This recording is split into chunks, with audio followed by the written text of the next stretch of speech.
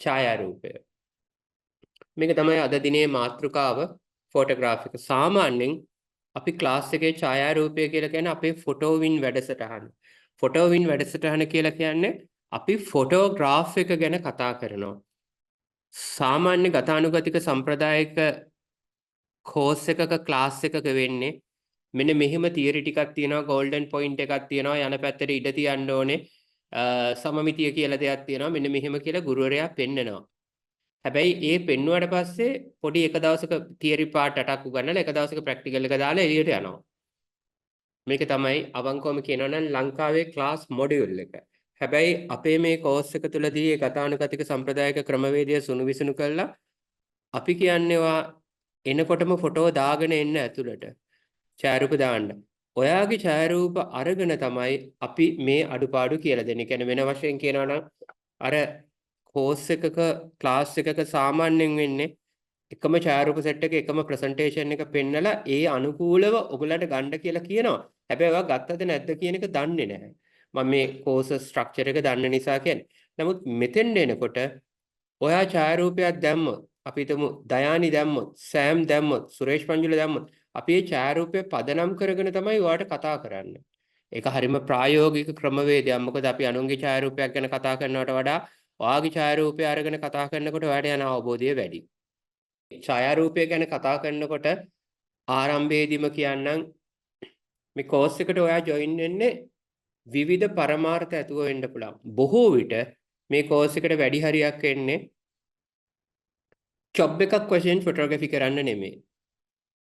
හැබැයි ඔයාගේ ජොබ් එකෙන් සහ ඒ කියන්නේ ඔයාගේ වෘත්තීමය ජීවිතයෙන්, ඔයාගේ පෞද්ගලික ජීවිතයෙන් ඔයාට යම්කිසි ආතතියක් වගේ දෙයක්, يعني සැහැල්ලු නැතිකම, ටෙන්ෂන් එකක් වගේ දෙයක් තියෙනවා නම් ඒක දුරු කරගන්න තමයි අපේ බොහෝ ශිෂ්‍ය ශිෂ්‍යාවන් එන්නේ. ඒ කියන්නේ ඕගොල්ලෝ මෙතන ඉන්න බහුතර අය පිටරට ඉන්න සේවය කරන අය. ඒක මම හොඳාකාරවම දන්නවා. හරි. එතකොට ඔයගොල්ලන්ට මේ ඉන්කම් එකක් හොයන්න බලාගෙන නෙමෙයි බොහෝ විට කෝස් එකට ජොයින් වෙන්නේ. පොඩි වැඩි හරියක් විනෝදාංශයක් ගතහා මනස සුවපත් කරගන්න. යම් ප්‍රමාණයක් ඉන්නවා ඉන්කම් එකක් හොයාගන්න පාර්ට් ටයිම් ජොබ් එකක්. ඒකත් මේක ඇතුලේ කරන්න හැකියාව තියෙනවා. හරි. එතකොට අපි ඡායාරූපකරණයෙන් සතුට ලබන ක්‍රම කීපයක් තියෙනවානේ. මේ ක්‍රම අතරින් මම ගන්න ඡායාරූපයෙන් මම සතුට ලබන කොටසක් ඉන්නවා. හැබැයි මතක තියාගන්න අපි හැමෝම එක වගේ නෙමෙයි. අපි හැමෝම එක වගේ වෙන්න අවශ්‍යත් නැහැ. එහෙම අවශ්‍ය නැහැ අපි හැමෝම එක වගේ වෙන්න. මෙතෙන්දී අපි විවිධ අය විවිධ ලෙස සතුට ලබනවා. පෙලක් අය තමන්ගේ ෆොටෝග්‍රාෆ් එකක් කරන් සතුට ලබනවා. හරි. පෙලක් අය කැමරාව අරගෙන සතුට ලබනවා. පෙලක් අය ලෙන්සස් අරගෙන සතුට ලබනවා. පෙලක් අය ස්පීඩ් ලයිට් අරගෙන සතුට ලබනවා. පෙලක් අය තමන්ගේ මේ බඩු කොට තියනවයි කියලා සතුට ලබනවා. හරිද? එතකොට ඒක කාටවත් වැරදි කියන්න බෑ. එක්කෙනෙක් සතුට ලබනවා රයිට් මංගාව දිග සුදු ලෙන්ස් එකයි DSLR කැමරාවයි තියෙන. තව කෙනෙක් සතුට විඳිනවා මම මොබයිල් එක පාවිච්චි කරලා ෆොටෝ ගන්නවා. ඒ නිසා අපි මේ දෙකම මතක තියාගන්න ඕනේ. ඒ පාර්ශවයන්ට අනුකූලව ඒ අය සතුට ලබන විදිහ වෙනස්. තව අය සතුට ලබනවා ගන්න ෆොටෝ එක එඩිට් කරලා. තව අය සතුට ලබනවා තමන් ගන්න ඡායාරූපය දිහා බලලා. තව අය සතුට ලබනවා ගන්න ඡායාරූපය එඩිට් කරලා. ඒ නිසා මේක විවිධාකාර වින්දනයක් ලබනවා. හැබැයි මම අද දවසේ කතා කරන්නේ අර කැමරාව ගැනවත්, මැනුවල් මෝඩ් එක ගැනවත්, සෙටින්ග්ස් වලින්වත් රස වින්දනය ලබන අය ගැන නෙමෙයි. තමන් ගන්න ඡායාරූපය කියන දේ ගැන හිතලා බලලා සතුට විඳින කෙනෙක්. මම ඉස්සෙල්ලම මම ගැන කතා කරන්නම්. මම ඡායාරූපකරණයට අවතීර්ණ වෙන්න කලින් ඉඳලා එක දිගටම අද දක්වා ඡායාරූපයෙන් වින්දනයක් ලබන කෙනෙක්. මගේ ජීවිතේට පණ ලැබෙන කෙනෙක්. දැන් අවංකවම කියනවා නම් ඡායාරූපය විතරක් නෙමෙයි දැන් වීඩියෝවත් මම විඳිනවා. හැබැයි මම ඡායාරූපකරණය පටන් ගන්න කාලේ ඒකේ හැමම තිබුණේ නැහැ. මම ඇත්තටම ෆොටෝග්‍රැෆි වලට අවතීර්ණය වෙන්නේ නෙමෙයි ඉස්සලා අවතීර්ණය වෙන්නේ සිනමාවට. සිනමාවට අවතීර්ණ වුණාම තමයි මට තේරෙන්නේ හරි මේක හරියට කරන්න නම් ෆොටෝග්‍රැෆි දැනගෙන ඉන්න ඕනේ කියලා. කියන්නේ මගේ ඇඟේ තිබුණේ ෆිල්ම් කියන එක. ෆිල්ම් සිනමැටෝග්‍රැෆි කියන එක මේ වීඩියෝ ටෙලිනාට්‍ය නෙමෙයි ඇත්තටම. හරි එතකොට ඒකේ ෆොටෝග්‍රැෆි දැනගන්න ඕනේ කියන තැන ඉඳලා තමයි මම මේකට යන්නේ. ෆ්‍රේම්ස් කියන තැන ඉඳලා. එතකොට අද මම ෆොටෝ සහ වීඩියෝ කියන දෙකම එකසේ රස විඳිනවා. අනිවාර්යෙන් මතක තියාගන්න අපි එකිනෙකාට විවිධ වන නිසා හැමෝම ඡායාරූපකරණය කියන විෂයෙන් සතුට ලබා ගැනීමේදී අපි දන්නවා කැමරාව වරන් ෆොටෝ එකක් ගත්තා කැමරාව වරන් වීඩියෝ එකක් කළාම ඒක තමයි අපේ අවුට්පුට් එක. මේ අවුට්පුට් එකෙන් අපි තෘප්තියක් ලබනවා. ඔව්. හැබැයි කෙනෙකුට ඒ අවුට්පුට් එක නැතුව මම මේ කැමරාව ගත්තාම මට තෘප්තියක් ලැබෙනවා. ඉතාමත් හොඳයි. එයා කැමරාව ගන්න ෆොටෝ ගන්න එපා. ගෙදර තියාගෙන ඉන්න එකෙන් තෘප්තියක් ලැබෙනවා නම් ඒක මරු. ඒ පිළිබඳව කාටවත් වාද විවාද නැහැ. එහෙම කරන්න. ඒකෙන් තෘප්තියක් ලැබෙනවා නම්. මොකද කැමරාව ගත්තයි කියන සතුට තියෙනවා. ඒක ඩ්‍රයි කැබිනට් එකේ කියන සතුට තියෙනවා.